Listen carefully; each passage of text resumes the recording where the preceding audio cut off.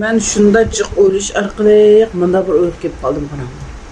Mena do'yurimda meni hem meni müşkülerimni yaxshi ko'radigan suyimlik umaq do'stlarimdan 8-9 ming odam bor ekan. Endi ma do'yunga men o'zim Guangzhou turadigan bilasizlar-ku, bu yerda kiyim-kechakning manbasi bu. Sizlar shu Çırbolar yaratgan 199 koy, 99 koy, 168 koy to'qqian kiyimlarni yerda 35 koy, 40 koy alamiz. Endi bu ishchilardagi nurg'unlar sopini yaxshi ko'rsizlar, ba'zanlar Hoshimkani yaxshi ko'rsizlar, ba'zanlar tulki qizni, ba'zanlar Boturni ish qilib mening mushtirimni asosan ismini buzib ketdinglar. Hem yaxshi ko'rgan mushkunlar bor o'z oldinglar. Hozir so'rasa pingni uchun to'shqib aytsizlar, men bilmaysizlarni. Endi bu 8 ming odamning ichidan bir 500 odam chiqsanglar. Keyfinsizmi 8 ming odam uchun haq men pultlab setib olgan finsizlar emasmi?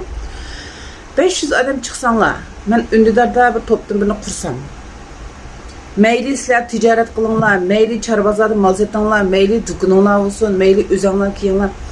Men oshtoqqa bir şeyning yaxshi sifatli o'zim yoqtirgan kiyimlarni yo'llab bersam. Aslidagi xalq jibol sotayotgan bahodan to'van bersam, kirasini qilib, men bir 5 ko'ydan foyda qilsam mayli. Sizlarga men shu kiyim-kechakni satsam, sizlar qo'linglar topshirib ilib rozi bo'lib qolsanglar,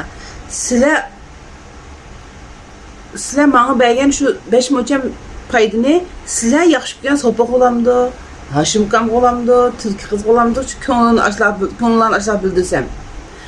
Chunki ma ishkirda Guangzhouda uyning ijarasi 2 ming koy tok pulida 3 ming koy boradi. Bizning Shafiy pek shuqiri bizning qo'sqimiz bor. Hozir bir yo'ldoshim bilan mal silvatida yo'ldoshim ko'p mal taqtidi.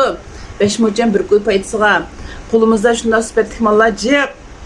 Ya top mal ehtiyojinglar bo'lsa, meni top malga ehtiyojim bor-di. Desanglar shu top mal bo'yicha ta'minlasak, parcha malga ehtiyojinglar bo'lsa, meni parcha malga ehtiyojim bor desanglar shu parcha mal bo'yicha sizlarni ta'minlasak. Bir-birimizga azroq foyda manfaat yetkazsak qanday bo'lar? Mana bir session qoldirib qo'ysanglar. Yoki bo'lmasa men mushu 8 ming odamdan bir azroq o'zim foydalangudak, ham men foydamni yetkazgudak bir taklif fikringlar yoki bo'lmasa bir planinglar bo'lsa, desanglarmi mayli. Session qilib xat qoldirsanglar, mana shu qo'llaymiz mayli desangiz, men bir Undidar desanglar, men Undidar bir to'p qurganmisam, men to'p qurgan misollar. Hech qachon men sizlarni aytinglar 5 kun yordam qilinglar, 1 kun yordam qilinglar demayman de. Hargizmi?